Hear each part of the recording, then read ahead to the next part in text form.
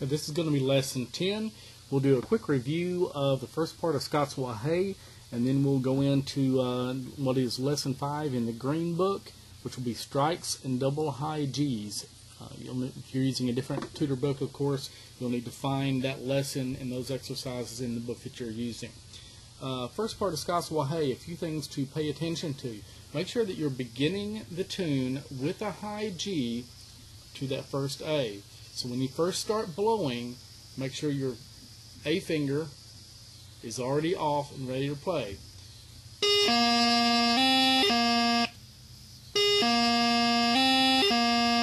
Okay, make sure you're getting that in there. Make sure when you're starting the D throws, whether it's a light or a heavy, make sure that that G, first G on a heavy D throw, the only G on a light D throw, make sure that that is very, very clear.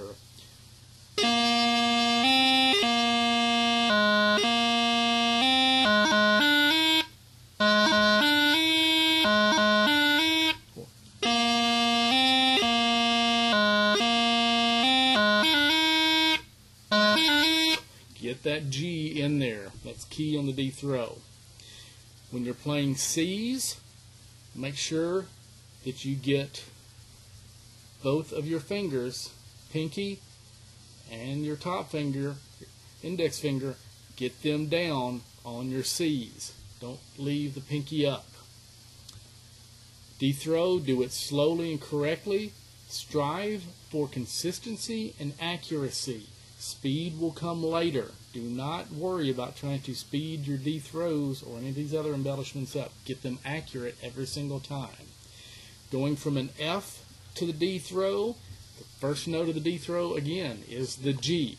So if you're on an F, when you put your next finger down to get that first low A, and then put your pinky down to get the G, no crossing noises.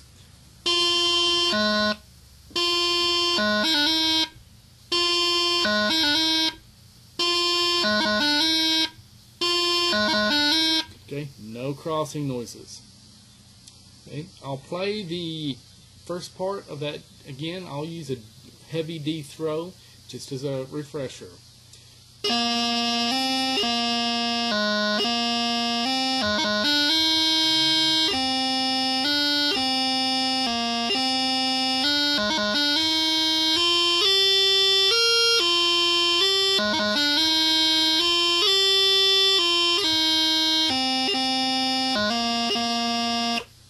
Okay? You're going to notice at the beginning or at the end of that part, we haven't mentioned it yet, it's in the book, at the very end, the second line is going to be a very, very thick line, vertical line, a little narrow line next to that, and then two dots in the middle of the staff. That's called a repeat. That repeat means when you get to that point, you scroll back to the left, as if you're reading from right to left, and find the first occurrence of a similar symbol pointing the other way. In other words, the dots would be on the right-hand side of the heavy line instead of on the left-hand side, as it is in the you see on page 34 of the green book. If it is the first part of a tune, you're not going to find the corresponding double dots there. The beginning of the tune is where you go to. So what that's saying is you'll play the first two lines.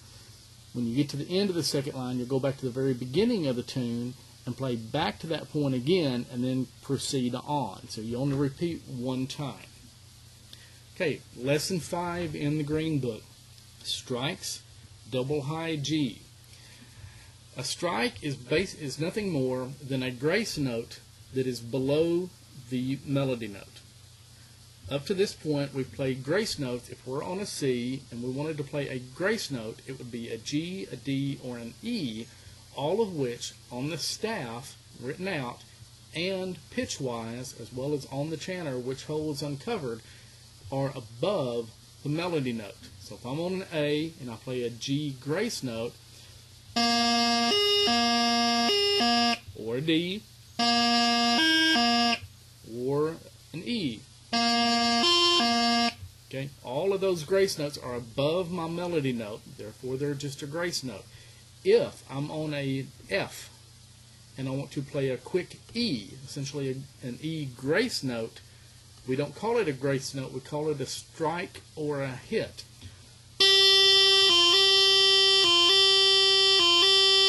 Okay, and that is just because we are striking the chanter below the melody note, or hitting the chanter below the note. Now those terms are going to be a little bit misleading in that I don't want you to actually strike it or hit it. That would lead you to believe that it needs to be very hard and very quick.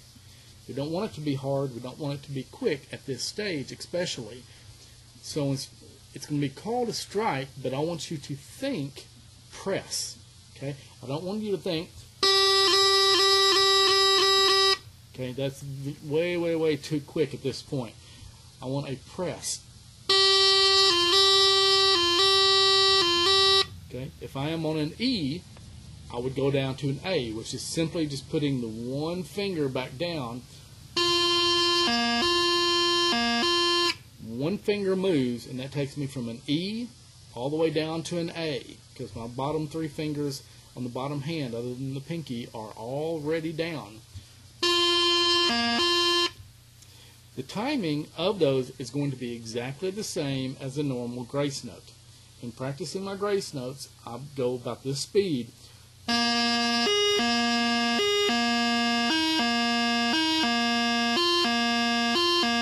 Okay, the length of that note, the duration of that grace note, nice and open. Our hits or strikes are going to be the same thing.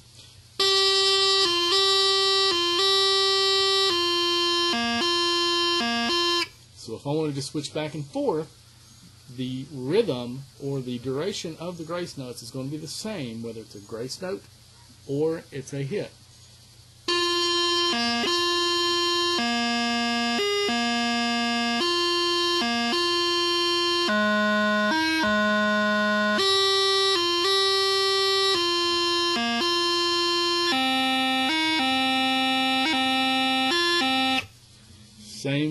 Same rhythm, whether it's above, the grace note is above or below the melody note. The next one is the double high G.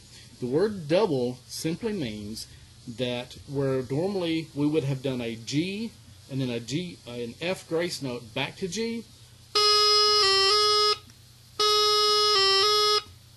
if we take that first G and we make it the same length, very short, as the little F grace note, we get,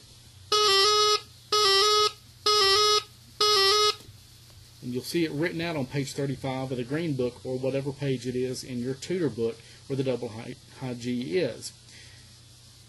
Those will almost always be coming from another note, so it's going to end up sounding, here's a quick little scale. I'm going to go from an F, I'm going to do it from an E, I'm going to do it from a low A, and I'm going to do it from a D.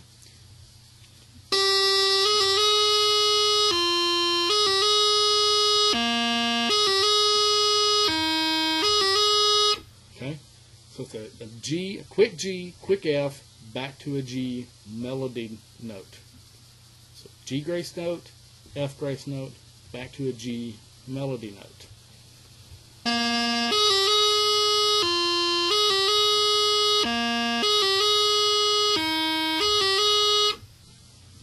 Okay, find your exercises, whatever book they're in or whatever your instructor may have given you, and get to work on strikes and double high G's, and we'll come back and learn the second part of Scots Wha Hae.